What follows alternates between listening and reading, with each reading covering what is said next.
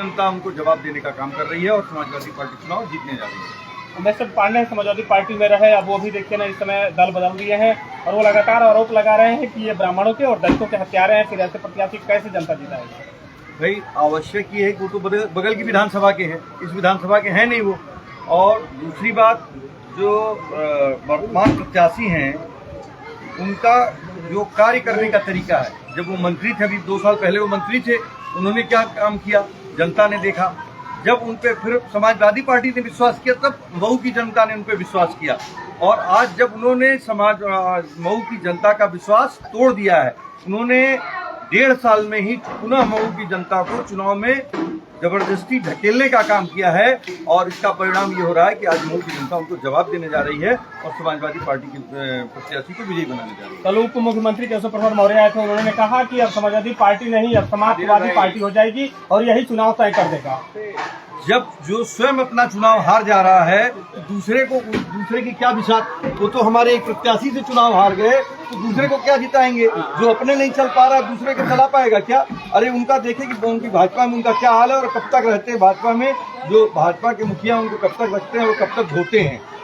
ओम प्रकाश राजभर कह रहे हैं कि इस बार इस चुनाव को हरा करके अखिलेश यादव को जिताई भेज दिया जाए। भाई ओम प्रकाश यादव क्या क्या कह रहे हैं? जो ओम प्रकाश यादव को धरती और चंद्रमा का अंतर नहीं मालूम है, तो वो क्या सही कहते हैं ये आप लोग बेहतर समझ सकते हैं। तो क्या माना जाए कि कितना मजबूत स्थिति में है समाजवादी पार्टी? कुछ तुलना नहीं है समाजवादी पार्टी और भाजपा के दल बदलू प्रत्याशी में। जो समाजवादी पार्टी के प्रत्याशी हैं वो पार्टी के प्रत्याशी हैं, जनता के प्रति वो जिम्मेदार हैं।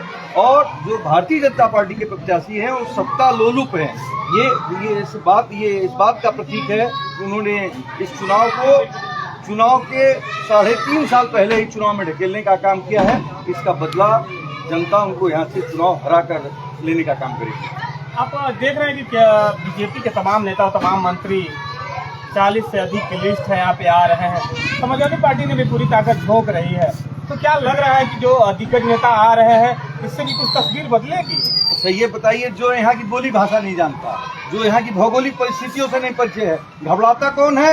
ज्यादा ताकत कौन लगाता है? जिसके पास कोई स्थानीय रूप से नहीं रहता है। तो भारतीय जनता पार्टी के पास स्थानीय यहाँ कार्यकर्ता नहीं है, स्थानीय चुनाव प्रचारक नहीं है, तो वो बाहर से लेकर आ रहे हैं। तो अगर मध्य प्रदेश का आदमी आएगा या हरदोई का आदमी आएगा तो यहाँ क्या प्रचार करेगा? न यहाँ की बोली भाषा जानता है, न यहाँ की गांव गलियां जानता है, न चट्टी चौराहे जानता है, तो क्या किससे बात करेगा और कहाँ तक वोट मांगेगा? तो केवल दिखाने के लिए आ रहे हैं कि भाई हम मंत्री हैं या हम विधायक हैं, उसके लालच में भाई वहाँ से भगाए जा रहे हैं, वहाँ रहने नहीं दिया जा रहा है, इसलिए यहाँ पे आ रहे हैं। ओम प्रकाश राजभर कह रहे हैं कि समाजवादी पार्टी के जितने बड़े नेता हैं ये सब भूमाफिया हैं और इस चुनाव के बाद ये जेल जाएंगे। इसको आप लोग कैसे?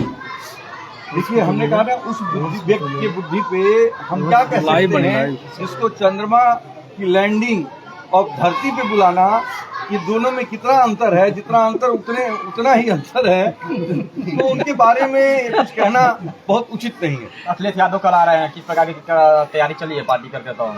पूरी पार्टी तैयार है और कल अखिलेश जी को ये एहसास हो जाएगा कि घोसी विधानसभा में समाजवादी पार्टी बहुत लंबे अंतराल से चुनाव जीतने जा रही है। जब घोसी में चुनाव जो हो रहा है इसमें पार्टी आपकी जीत रही है, तो अखिलेश यादव को बुलाने का कारण क्या?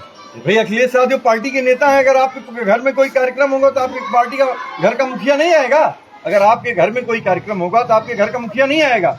समाजवादी पार्टी के मुखिया अखिलेश यादव और यहाँ कार्यक्रम पार्टी चुनाव लड़ रही है, तो इसलिए वो आ रहे हैं।